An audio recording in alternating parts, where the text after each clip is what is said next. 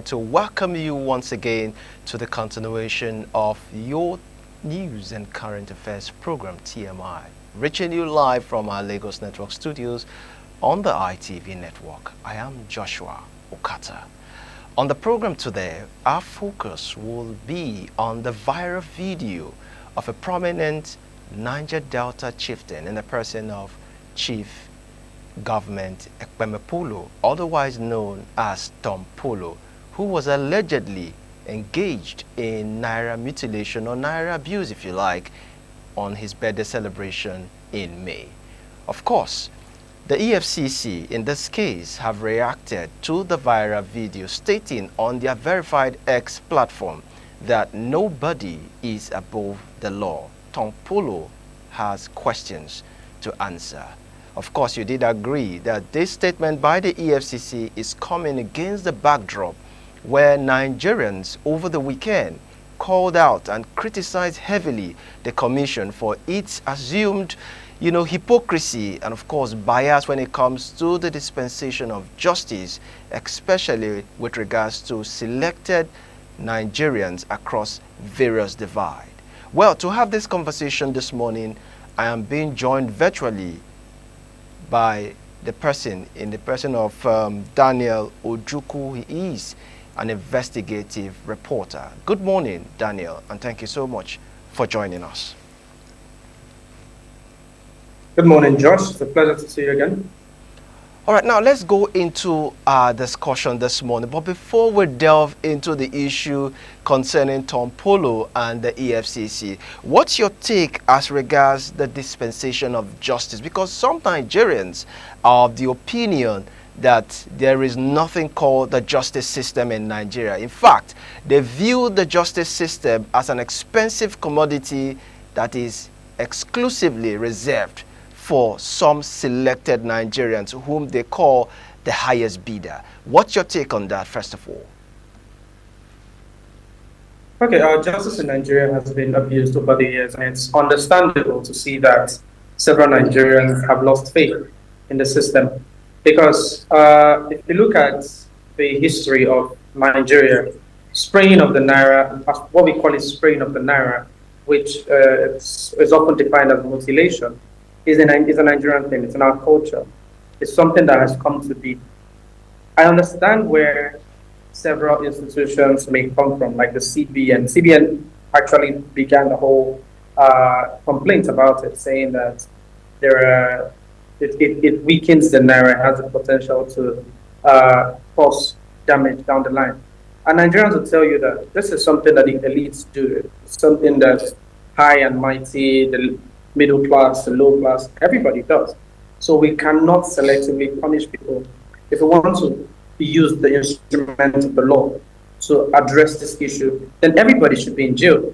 But we've seen over time that when issues like this arise, you hardly see the wealthy hold these placards and say, yes, I am arrested for fraud, I'm arrested for spraying the Naira where I'm arrested for any issue that the average man would be arrested for. Over the years, the EFCC will tell us that they prosecute governors, they prosecute past presidents, they prosecute legislators, what have you. But we don't see the same level of public abuse they do to the average citizen. For example, when they arrested Yahaya Bello, they never put him in front of the camera to have a mugshot. It never happened. And when I questioned the EFCC about it, they said, "Oh, it's at the discretion of the agency that it took him to court, the prosecutor, but you never did the same thing you do to the average man." It's questionable. Sometimes they release statements and they say they found something in the house of somebody. They don't name the person, but they are quick to name the common man. It's worrisome that we get to select how we apply justice or how we apply the semblance of justice. So it's fair when Nigerians say that there's no rule of law. That yes, you might sometimes do your media gymnastics to make it appear as though you're going after everybody. But in reality, it's not the same treatment they give to the rich that they give to the poor. So yes, it's a fair assessment. All right, now let's look at the issue of our cultural norms. You alluded to the fact that it has become our culture in Nigeria where at events like weddings, parties, concerts, monies in stock are usually sprayed, you know. But what's your take as regards putting up laws in Nigeria that are somewhat in cognizance with our cultural norms? Okay, so I do not want to encourage it. I just try to explain it. We are people who fancy parties. We are people who like to spray money because it's readily available. We have cash in circulation, unlike some other cities where you have internet banking, cashless policies, and all that. Where it's even worrisome if you have monies in large volume. Here, you can walk around with several Panama blue bags of money, and no one bats an eyelid because cash is what makes our economy work. I mean, every transaction we do, it's purely cash. So people hold these things, people buy the cash, they go to parties and they throw it on people to show affection. The intention is pure. But at the same time, I understand the government's position that yes, despite the pure intention, this thing can damage our currencies over time. The more frequently you step on the currency, the more you squeeze the currency, the more you use it for this purpose, it could cause damage, and we'll have to spend more money printing more notes down the line. So yes, it's a two-way thing. But then, how do you change culture? You don't change culture by jailing a few people. No, the best you could do is implement a fine. Instead of 6 months in prison, why not have people pay fines for spraying these things? Because now people are more concerned about videos getting out. Spraying of Naira hasn't stopped. They jailed Bobrisky last year. He became the most Googled personality in Nigeria. And then after that, we had the Yabojo's daughter's wedding, Temiojo and Juma Jokes. It was lavish. And people sprayed money. If you go online, you're going to see videos of there's this popular praise singer, Shegun Johnson. I don't know if I got that name correct. But at events he sings, he hails people. There are people spraying him money. So it's not a culture that died because Bobrisky was jailed. No. We're supposed to have sensitization efforts. We're supposed to have the National Orientation Agency enlightening people and trying to get people on board so that people don't stop because they are scared, but they stop because they have national interest at heart. And they know that stopping this thing helps our Naira, helps whatever currency they're holding. So we need to rethink our approach. That's what I think. Now, looking at the law, while we are not in any way kicking against the law on Naira mutilation, it has come to be seen as part of our culture because, as you alluded to, is one of the ways in which we show affection for each other. And of course, you barely go to any big events where the Naira is not in any way sprayed. But then the cases we have seen where certain Nigerians in the past, persons like you mentioned, Bobrisky, we've seen that of even the sons of the billionaire industrialists, I mean the Okoyas, whose sons were seen spraying money even right in the presence of a security officer. Now we've seen cases of the EFCC against e-money, and now the most recent is that of Ekpemepolo, otherwise known as Tom Polo. Now, what is the way in which you want to look at these cases? While we are not in any way kicking against the law, we are also stating, given your submission, that this has become a cultural norm, especially given the fact that Nigerians love to show their affection for their own when it comes to spraying of the Naira at events.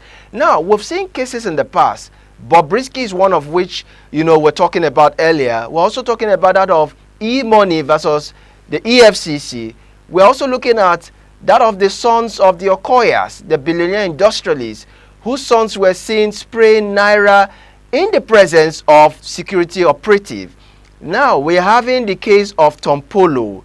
My question to you is, if you have to look at these cases side by side, vis-a-vis the reaction or the swift response from the EFCC going after certain persons that I've mentioned in the past, and their passive, as it were, passive reaction to that of Tom Polo, how would you be able to juxtapose the dispensation of justice as seen in the case that I've just mentioned?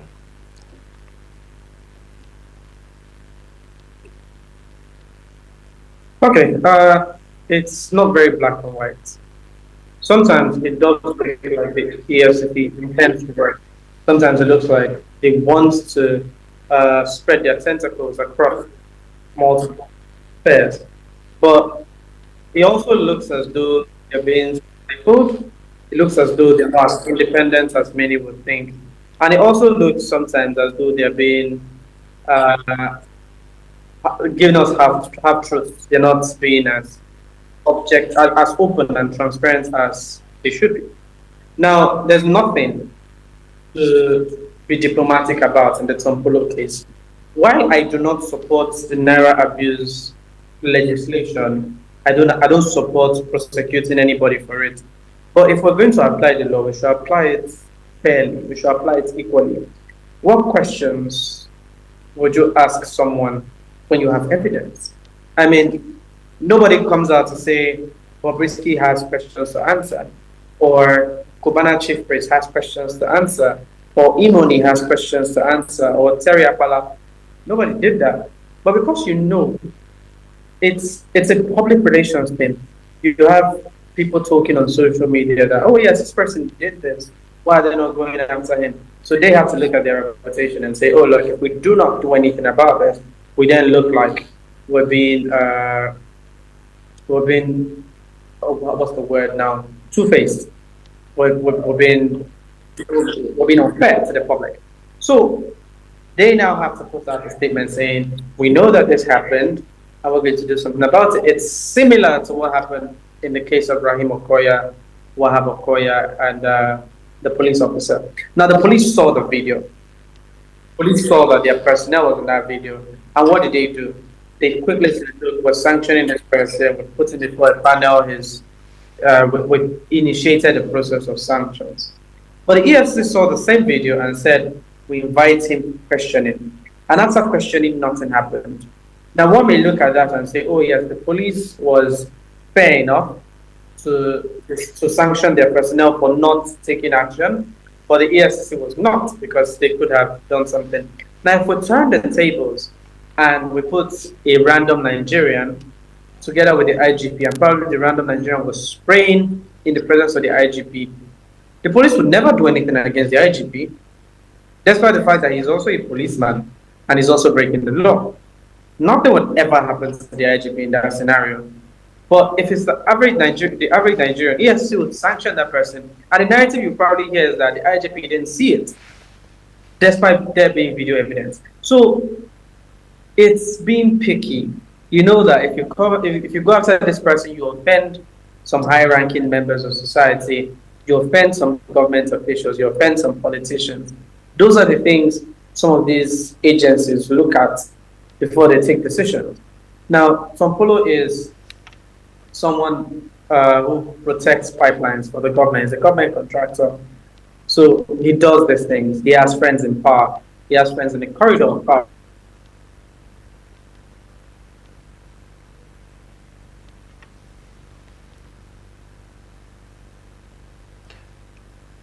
Daniel, are you there? Wow, I guess we lost him again. Well, while we are yet to establish connection, of course, you heard him where he said the EFCC seems to be a bit more selective or picky about those whom they want to arrest, especially when it comes to the issue of Naira mutilation or Naira abuse, if you like. But then let's get back to Daniel, if he's still there, to get his thought as regards... Yes. Okay, Daniel, you can continue if you're there. Yes, my apologies. Okay, so yeah, as I was establishing, the EFCC does look like they want to do the right thing, even though I don't agree with where they are channeling their efforts. We have bigger problems in Nigeria. We have problems of corruption. We have problems of embezzlement. I mean, everything is corruption. We have a very high, fraud rates in Nigeria. We have young people going into fraud. We have elderly people going into fraud. We have families supporting people who want to go into fraud. So there's fraud at every level. That's the image we need to clean. Those are the things we need to address as a people. So if they're focusing their attention on money spraying and all that, we might say yes, that they should go after Tom Polo because they're going after everybody. But even after they go after Tom Polo, which is the proper thing they're supposed to do, I doubt they'll do it. I genuinely doubt they'll do it. They'll probably invite a professional, they'll tell them it's probably fake notes he sprayed, or they were paper that were designed as Naira. That's what most people would say. That you can't prove from the video that what I have is the real Naira, because for you to prove that something is Naira, you have to check several things. There's several elements, so you might not be able to determine from just seeing that video. That's what they're like. That's the gymnastics they're likely going to play. But after all is said and done, we need to get back to the drawing board, re-strategize, and readdress issues like this. We should dump this efforts of going after people who are spraying the Naira and challenge our efforts to reimagining our image, fixing our corruption index, fixing issues of government officials taking monies from their security bills, from federal allocations, without proper checks and balances. Now, when you talk about EFCC being so picky, could that explain their reasons of being a bit slow? Because we saw the huge outrage by Nigerians over the weekend where they were heavily criticized for being hypocritical and biased when it comes to whom to go after, which they dared the EFCC to arrest Tom Polo. So when you say they are being picky, could that give the reason for their slowness and somewhat passive response, saying that nobody, as it were, is above the law? Yes, yes. Like I stated earlier, it's a PR response. I understand some of these things. When you put out a statement like that, you just want to calm the public to let them know that, oh yes, you're doing something about it. And then these things are not things the EFCC should determine. For you to prosecute, you need to have a reasonable proof. You need to be able to show in court that you have reasons to believe this person has broken the law. It's not your job to judge. So if the EFCC has video evidence that proves that indeed money was sprayed in violation of the law, that's enough investigation. Invite this person for questioning if you may, and then immediately after the questioning, file a case in court, charge the person to court, and let the court decide if the person's defense is substantial enough to earn them an acquittal. If it's not, then you get a conviction. That's how the law works. That's what they do in every case. You pick up someone, the next thing you're in court. It's how they've always approached matters, and EFCC hardly loses in court. It's very rare. So if they have reasons to believe someone has committed a crime, we don't need a statement. We don't need you to grandstand. We don't need you to put together poetic words on social media. No. What we need is for you to show transparency, show that the average man is the same with the high and mighty in the eyes of the ego. That's all. Now, the EFCC in the past showed their swift response when it comes to the case of Bobrisky. Now, some Nigerians are making excuses for them. That could it be that the location of Tom Polo, especially looking at the navigation of the creeks, might not be easy for the EFCC to access his location and get him arrested? Could that be the reason for their slowness? If that is the case, how about the case of the sons of the Okoya? Why give them invitation rather than an arrest? Okay, EFCC has nothing to pay. It's a federal agency, and federal agencies are supposed to work together.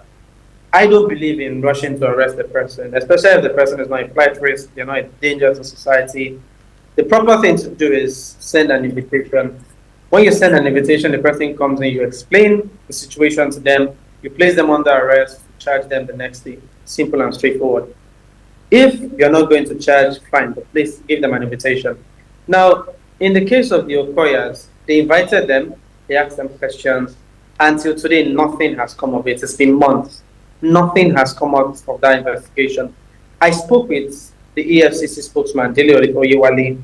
I spoke with him some 3 Saturdays ago, and I asked him about the Okoya case. And he said to me that the EFCC was still investigating.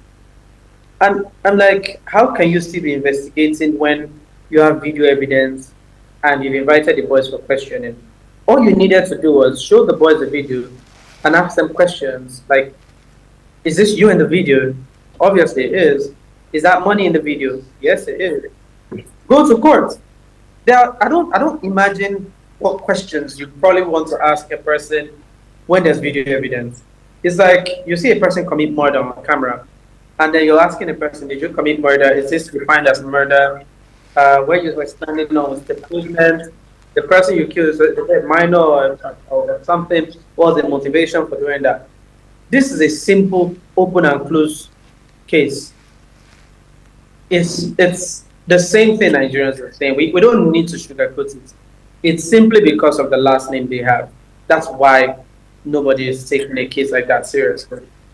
If Bobrisky can be put before a judge because he bears Okuneye, then an Okoya should also have his day in court. I don't think getting a lawyer is going to be difficult. Let your lawyer argue your case. You're innocent, you're innocent. If you're guilty, you're guilty. But at least you've gone through that process. Not everybody who has been accused has been found guilty. Cubana chief priest was accused of same. I don't know how that case went, but he never spent a day in jail. If the case is still ongoing, I'm not sure. If the case is closed, I'm not sure. But I know that he pled not guilty, and he then went on to celebrate. He had a party indicating that yes, he was let off the hook. So we just want that same transparency, but they don't want to do that. So it makes it look like you're not interested in treating the common man the same as you are in treating the high and mighty. Now, looking at their logo, it signifies the eagle's eye, and Nigerians doubted how visionary that eagle's eye is when it comes to cases of certain persons in the society.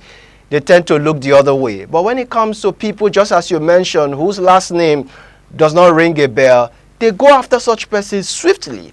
And before you know it, justice is dispensed.